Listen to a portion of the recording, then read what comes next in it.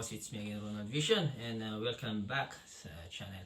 So boss, may nakatanggap ako ng mga items para sa bicycle accessories na galing sa Magic Shine. Is mga headlights for bicycle na minamount natin sa Garmin mount natin. Mostly ang gumagamit nito, boss, yung mga mahilig mag night rides or mga gravel. So ito po ang item number 1 is HR900. So ito, boss, ang kinakabit sa Garmin mount na sa bike ko. Yan ang bike ko. So meron din siyang kasamang galing din sa Magic Shine na brand tail light. Kakabit to sa saddle, railings ng saddle, or nasa AutoSync magnetic bicycle. Yup. And it has dual light source, auto group sync ba? Pwede auto group sync. Wow.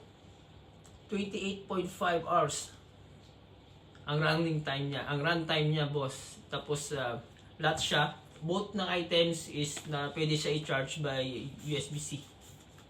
So yung charger ng iPhone ko is pwede ko siya gamitin. Tapos magnetic mount, USB-C charging. Runtime niya is 28.5 hours. Water resistant. Ito po is nasa tail light ng bike natin, nasa likod. So normally ang color nito is red. Tapos meron siyang kasamang, it's a remote control. I believe it is a remote control. Klaro? Brightness mode, selection mode button. So dito muna pala siyang pwede i-adjust yung modes niya. So, meron siyang kasamang mount for Garmin. Well, it's a round mount para sa handlebar na round, pero hindi ko siya pwede gamitin to sa bike ko kasi ang bike ko is flat yung sa Colnago ko. So, let's see. Unboxing natin ba, boss? Unboxing natin ang headlight. Wow.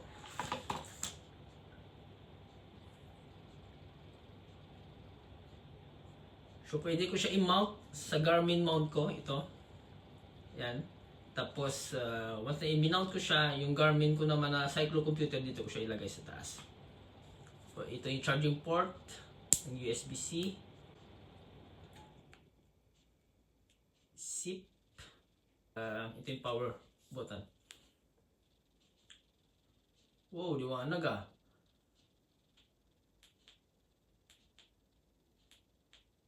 Ito yung mababa niya na light.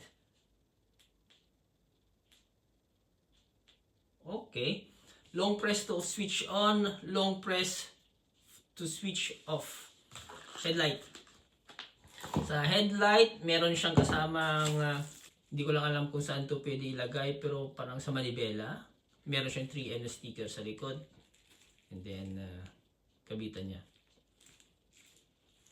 Meron siyang kasamang USB-C cable para sa charge. Ito naman para sa mount niya sa baba. And small bridge. So, ito naman ang sa tail light, mga boss. Buksan natin, open natin. Wow. Out of the box, ito yung tsura niya. Okay. Twist ko lang. Okay.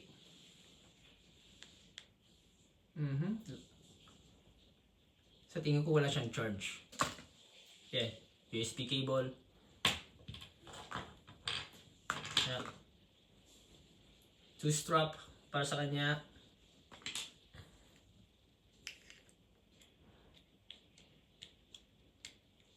Check. Okay. Pro lobat siya, boss. Kailangan pa ito i-charge. Okay, so dalawa. Strap. I don't know. Hindi ko alam to.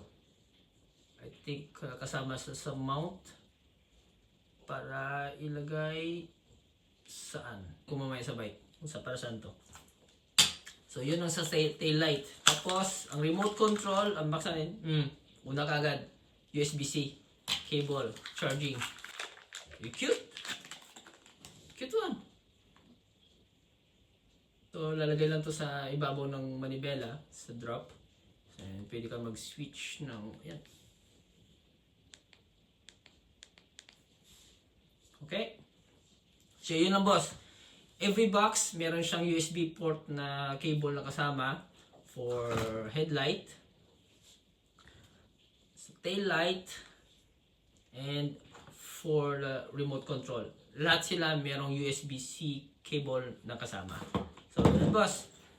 And ito yung mount para sa Garmin, hindi ko na gagamitin kasi yung bike ko meron na po siyang Garmin mount. So i-try ko na lang siya ikabit. Okay?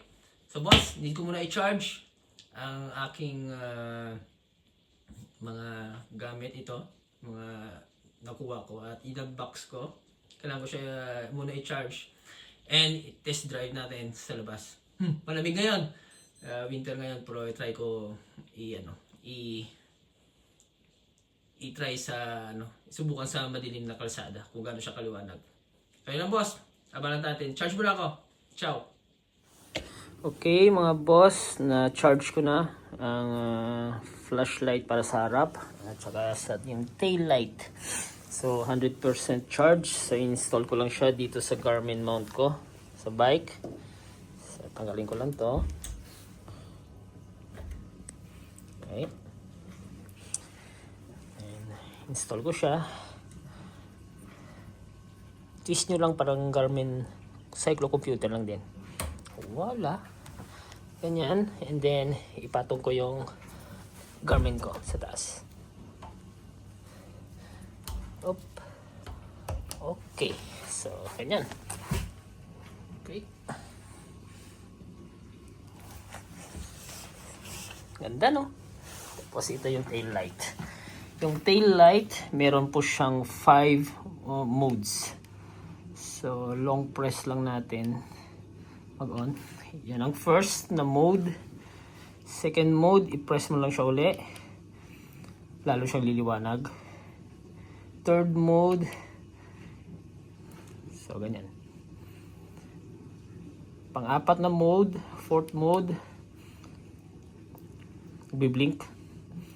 Every 1 second, nagbi-blink. And fifth mode is yan. Mas mabilis yung blink.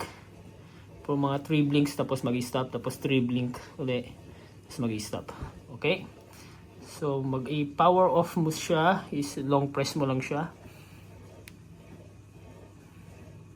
Okay. See?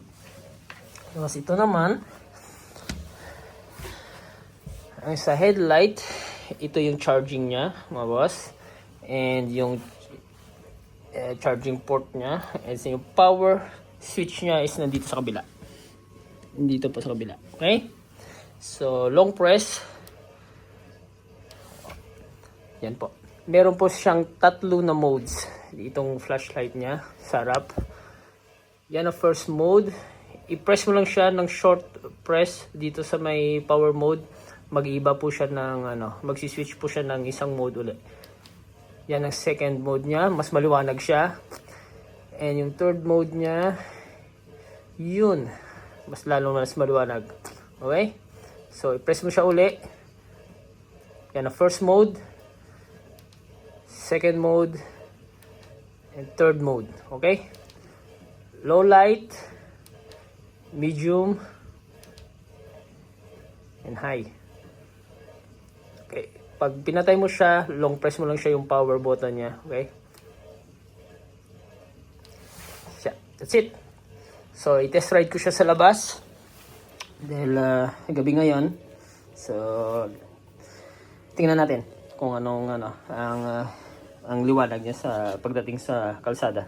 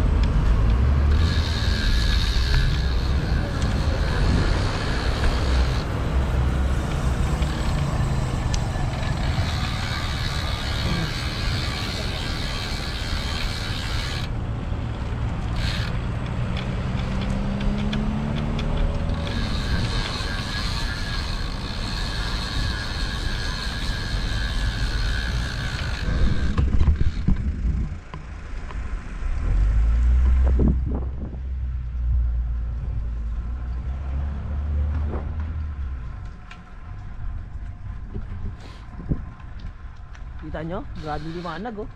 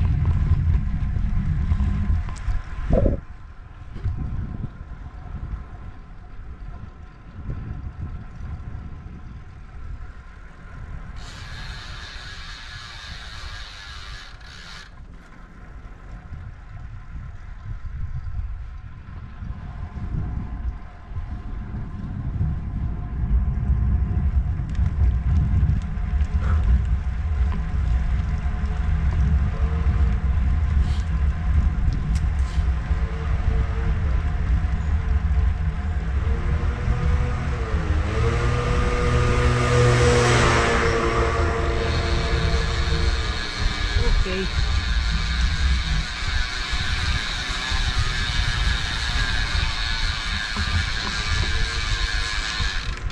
Grabe liwanag oh.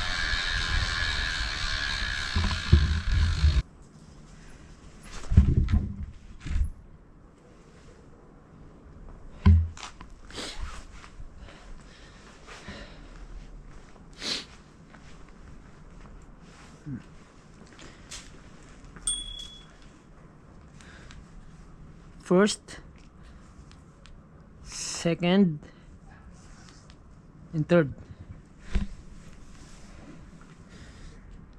Liwanag. That's it.